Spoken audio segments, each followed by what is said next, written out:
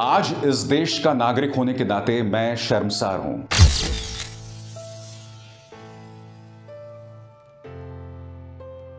बड़ी बात है ये कि देश का नागरिक होने के नाते आज मैं शर्मसार हूं। क्यों? क्योंकि हिजाब पहनकर आने से इनकार कर दिया गया, मना कर दिया गया कॉलेज की तरफ से। क्यों? क्योंकि इसके पीछे कानून लाया गया है। प्रदेश की सरकार, जो वहां की चुनी हुई सरकार है, उसने कानून लाया है। सही है या गलत है? अदालत में भी मामला ये पहुंच चुका है। अदालत में सुनवाई शुरू हो चुकी है। हाईकोर्ट में सुनवाई शुरू हुई है। हाईकोर्ट ने साफ कह दिया है कि हम भावनाओं के आधार पर नहीं, कानून के आधार पर हम देखेंगे इस पूरे मसले को, और आगे सुनवाई जारी है। मगर इस सब के बीच इस तरह का बयान, इतने शर्मसार, इतना बड़ा बवाल, पूरे कर्नाटक को ठप कर दिया गया है। सारे हाई स्कूल और कॉलेजेस बंद करने पड़े हैं। क्यों? क्योंकि हिजाब पहनकर ही हम जाएंगे कॉलेज, इस जिद पर बैठ गए हैं। और उसके बाद ये ऐसे खबरिए, ऐसे पत्रकार ऐसा दावा कर रहे हैं जैसे उनको लग रहा है कि पूरी दुनिया में कयामत आ गई है, जुल्म ढाया जा रहा है कुछ महिलाओं के ऊपर में।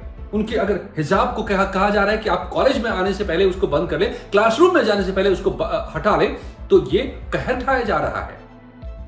वाह, क्या बात है। मगर देखिए इनके पाखंड को। दूसरा सवाल कि अगर इसी मुद्दे पर एक तरफ कुछ समय पहले उत्तराखंड के पूर्व मुख्यमंत्री तीरथ सिंह रावत ने यह क्या कह दिया कि फटी हुई जीन्स पहनकर न आया करो, न पहना करो। एक फ्लाइट में उन्होंने किसी अपने सहयात्री युवती को कहा था, इसका जिक्र उन्होंने किया और ये बवाल मच गया। इतना बड़ा बवाल कि पद तक चली गई उनकी। ये भी एक बड़ी वजह मानी जा रही है। और उस वक्त यही लोग सही ठहरा रहे थे कि उनके खिलाफ एक्शन हो, उनके बयान को गलत ठहरा रहे थे।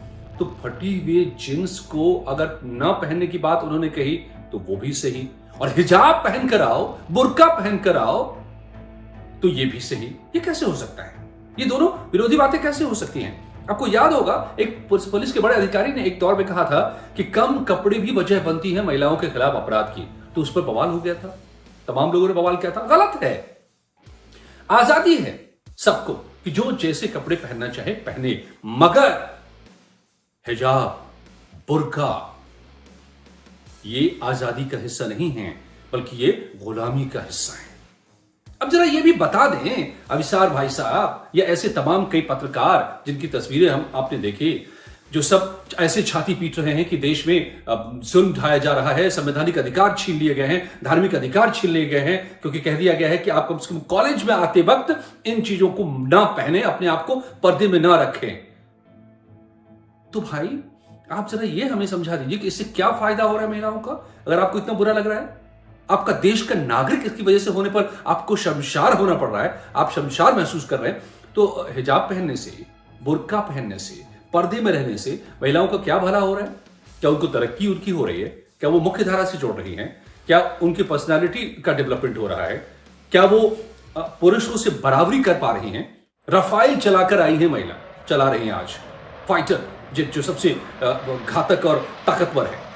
क्या वो पर्दे में रहकर महिलाएं वहां तक पहुंच पाएंगे? क्या माउंट एवरेस्ट को छू पाएंगे? क्या वो साइंटिस्ट बन पाएंगे? क्या फायदा हो रहा है? या फिर कहीं आप इस चीज को बढ़ावा देकर कि नहीं, वो पर्दे में ही रहे, वो बराबरी ना करें पुरुषों की, वो तालीम हासिल ना कर लें, वो आगे ना बढ़ जाएं, ये साजिश तो नहीं कर रहे भाई साहब? तमाम वो लोग जो इस बात का समर्थन कर रहे हैं, सड़कों पर उतर रहे हैं, कॉलेज स्कूल को बंद करवा रहे हैं, तालीम को बंद करवा रहे हैं, ये क्या है? मैं दरअसल इस मुद्दे को लेकर मैं इसलिए आया, मुझे इस पर बोलने का मन नहीं कर रहा था, लेकिन मेरी समझ में नहीं आ पा रही कि ये तमाम वो लोग जो हिजाब का समर्थन कर रहे हैं, जो पर्दे का समर्थन कर रहे हैं, वो क्या चाहते हैं? इन महिलाओं का भला चाहते हैं, मुस्लिम महिलाओं का, या फिर उनके खिलाफ साजिश रच रहे हैं? उनको पर्दे के पीछे रखना चाहते हैं, जिंदगी में पीछे रखना चाहते हैं, या क्या करना चाहते हैं? मैं नहीं समझ पा रहा हूं।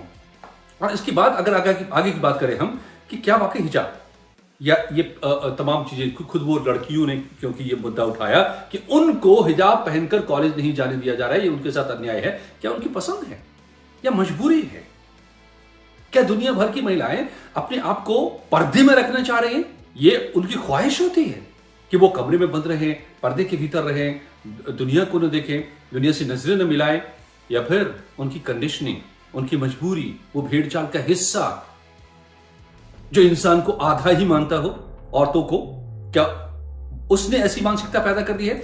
यह भी अपने आप में बड़ा सवाल है कि वो कौन सी मानसिकता है जिसमें खुद एक महिला युवती 21वीं सदी में कह रही है भारत में कि नहीं, हमें तो हिजाब में रहना है। ये कौन सी मानसिकता है? वो कैसी कंडीशनिंग है? कैसी ये सोच है? कभी कभी ताज्जुब होता है कि हम 21वीं सदी में हैं और आज भी हम इन चीजों पर बहस कर रहे हैं कि पर्दे में रहना चाहिए कि नहीं रहना चाहिए, या फिर जबरन रहना चाहिए। कॉलेज में अगर यूनिफॉर्म लागू किया जा रहा है, कॉलेज में आकर एजुकेशन के सिस्टम में आकर भी कोई बुर्के में रहे, पर्दे में रहे, क्या इस पर बहस होनी चाहिए? अरे जनाब, दुनिया के तमाम कई मुल्कों में इस पर बैन लगाया जा चुका है, श्रीलंका से लेकर यूरोप तक, और यहां तक कि तुर्की, जो कि खुद एक मुस्लिम राष्ट्र है जहां ईस्ट और वेस्ट का मिलन होता है। आपको याद होगा कमाल अतातुर्क ने 1924 में ही वहां पर आंदोलन चलाया था इसके खिलाफ, और काफी दिनों तक हिजाब पर पाबंदी लगा दी गई थी। मगर आज करीब करीब एक सदी बाद 2022 में भी हम इस पर बहस कर रहे हैं, हिंदुस्तान में जो एक मॉडर्न कॉन्स्टिट्यूशन गवर्न कंट्री है, कि महिलाएं हिजाब में ही रहेंगी, बुर्के में ही रहेंगी। तो मुझे बड़े दुख के साथ कहना पड़ रहा है अविसार भाई साहब और आप जैसे तमाम वो लोग जो जिनकी नींदें उड़ गई हैं, जिनको भारत का होने पर शर्मसार महसूस कर रहे हैं, कि आप इनका साथ नहीं दे रहे हैं, इन महिलाओं के हक में नहीं बोल रहे, इनको पीछे कर रहे हैं, सदियों पीछे अंधेरे में धकेल रहे हैं।